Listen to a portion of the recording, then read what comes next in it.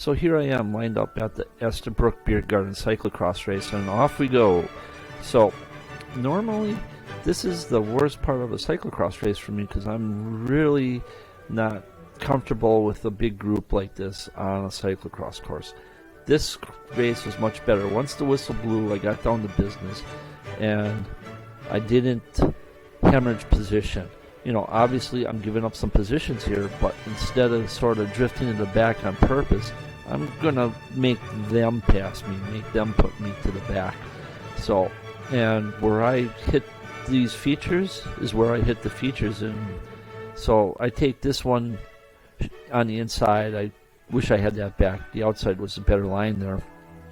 But now I'm fairly well positioned for this wide corner right there, and then unfortunately I'm letting a little bit of a gap go, so I'm not really powering through, but it's slick and muddy, so I'm not gonna lay down watts and lose traction here. So going around here, there's some more surrendering, but you know, the thing, like I said, I'm not worried about it. Coming around this, got wide on that turn, so, and now kind of settled in behind the bright tire guy, and got a little bit of a power section here, and as you can see, we're starting to string out and starting to still in these technical features. This little bump was no problem, just downshift, spin fast, and up you pop over it. So now we got some really tight turns, and again I went wide. That guy went wide, but he didn't get wide into me, so then I come around wide here. And yeah, people are taking these turns 2, 1.5 bikes wide and going. So the thing is, I've always been worried about what's going on behind me. I don't want to take out someone. I want to maintain my line, and that makes me nervous that I can't hold a nice perfect line on these corners. But you know what? I'm not the only one. And I kind of got over that fear in this race, and I said I'll take the line I can take, and then it's those behind me, it's their business not to run into me. So here's our first little incident. Somebody went down. Maybe he laid on too many watts for this little bit of stretch right here and spun out. So that's that opening part. So here's our first descent. So come around, I'm behind blue jersey guy right there, and yeah, we're on the brakes. You can tell he's going really slow, and obviously I'm not going to pass right here, and he tripods, and then I take it too wide. I almost run off course. He pretty much does step on the tape, and then mountain bike guy has to stop, but he gets back on the bike. I wouldn't have done that, but he's in front of me, so what do I know? So get back on the bike, and then there goes Robert, the Velo Griffin in the bright jersey.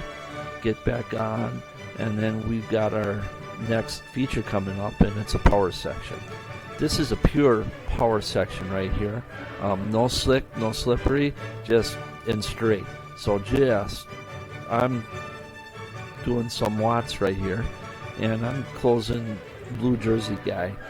And then as we come around the bend, the pure power section comes to an end, and it starts to get a little bit technical, and then real technical. So I'm down in a low gear now. I'm spinning, not getting out of my saddle. Don't need to.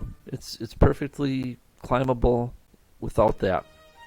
So then take this wide, low gear yet, and now that's a mud pot. He loses momentum, and I almost run into him. Don't run into him. I almost came to a stop and rolled over. Again, didn't do it. I got through it. Next lap, I walked it and ran that because I didn't want to risk wiping out. So mud was a key feature of this course, and we got this little maze leading into this barrier, and then a maze leading out of the barrier. Now, normally I would jump on the bike here and go, but we got this mud, so I'm gonna walk it, and then instead of jumping on at a run, I get back on and stopped. I just want to make sure I'm good and situated going through, so I'm good and ready to power through this mud. So it's something I need to practice and work on, but it's coming. The mud was no problem for me. I got through it in good order. Just light front hands, heavy butt and steady, consistent power pedaling. So, yeah, the mud was the big feature on this race. So, coming around, and then that was it.